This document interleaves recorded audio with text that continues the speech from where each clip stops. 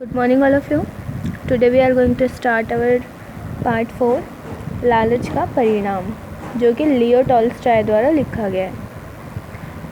इसमें एक किसान है जिसका नाम दीना है। हमने उसकी कहानी यहाँ तक पढ़ ली थी। अब हमें आगे पढ़ना है। एक दिन की बात है, एक सौदागर वहाँ आया। एक दिन क्या हुआ कि एक सौदागर वहाँ आया। अपने घोड़े के चारे पानी के लिए थोड़ी देर वहाँ ठहरा। अपने घोड़े के चारे पानी के लिए वहाँ ठहरा जहाँ दीना रहता था। वहाँ पर एक दिन सौदागर आया और वो अपने घोड़े के चारा पानी के लिए वहाँ पर ठहरा थोड़ी देर। बातों ही बातों में उसने दीना को बताया कि वह नदी के पार से आ रहा है। वहाँ इतनी अधिक ज़मीन है कि महीनों चलते रहो फिर भी नाप ना पाओ। यह सुनकर दीना ने मन ही मन निश्चय किया कि मुझे वहाँ जाकर ज़रूर देखना चाहिए। तो वो जो सौदागर था, जो वो थोड़ी देर के लिए रुका था अपने घोड़े की वजह से, उसने दीना को बातों ही बातों में क्या बताया कि वह नदी के पार से आ रहा है और वहाँ पे इतनी अधिक ज़मीन है कि अगर महीनों तक भी चलते रहें तब भी नहीं नाप पाएंगे। यह सुनकर दीना ने मन ही मन निश्चय किया कि मुझे वहाँ जाकर ज़रूर देखना चाहिए। दीना ने मन ही मन क्या निश्चय किया कि मुझे वहाँ जाकर वो ज़मीनें ज़रूर देखनी चाहिए। दीना ने एक आदमी को अपने साथ लिया और सौदागर के बताए स्थान की ओर चल पड़ा। दीना ने क्या किया, अपने साथ एक आदमी को लिया और सौदागर ने जो जगह बताई थी वहाँ पे चल पड़ा। रास्ते में उसने खाने पीने का सामान, उपहार और मिठाई भी खरीदी। 7 दिन का सफ़र तय करके वे दोनों उस स्थान पर पहुँचे। दीना ने देखा कि सौदागर ने ठीक बताया था, वहाँ कोल लोगों की बस्ती थी। तो दीना ने क्या किया, 7 दिन का सफ़र तय कर वो वहाँ पहुँच गया नदी के पार। और उसने वहाँ जाने से पहले क्या क्या ख़रीदा, कुछ सामान ख़रीदा, खाने का उपहार ख़रीदे यानी गिफ्ट्स, और मिठाइयाँ ख़रीदी। और वहाँ जब वो 7 दिनों के बाद पहुँचा तो उसने देखा कि वहाँ पर कोल लोग रहते थे। दरिया के पास ज़मीन ही ज़मीन थी। तो दरिया के पास क्या थी, सिर्फ ज़मीन ही ज़मीन थी। सारी ज़मीन खाली पड़ी हुई थी। जितनी भी ज़मीनें थी वो सब क्या थी, खाली थी। ज़मीन भी काफ़ी अच्छी दिखाई दे रही थी। ज़मीन कैसे दिखाई दे रही थी, अच्छी।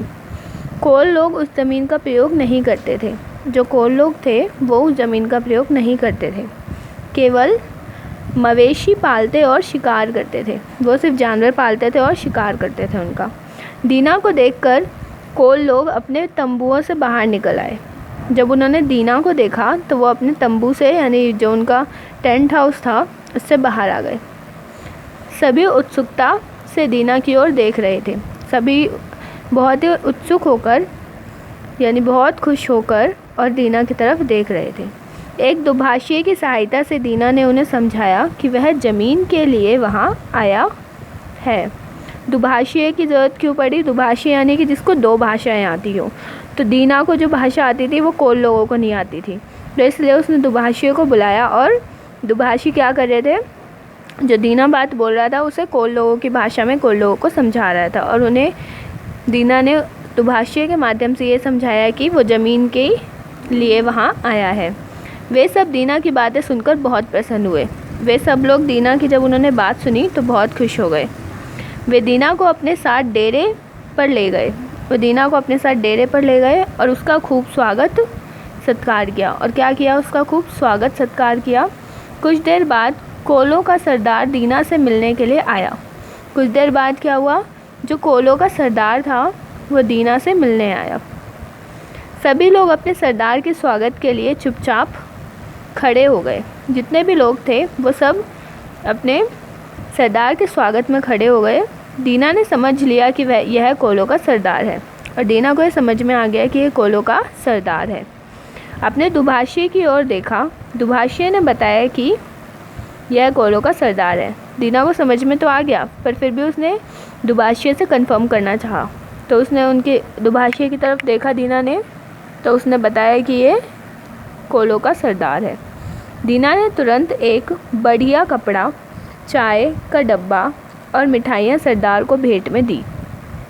और दीना ने तुरंत क्या किया, जो उसने कपड़ा ख़रीदा था बढ़िया सा, वो उसे गिफ्ट में दे दिया। सरदार को चाय का डब्बा दिया और मिठाइयाँ को उसने क्या किया, भेंट कर दिया सरदार को।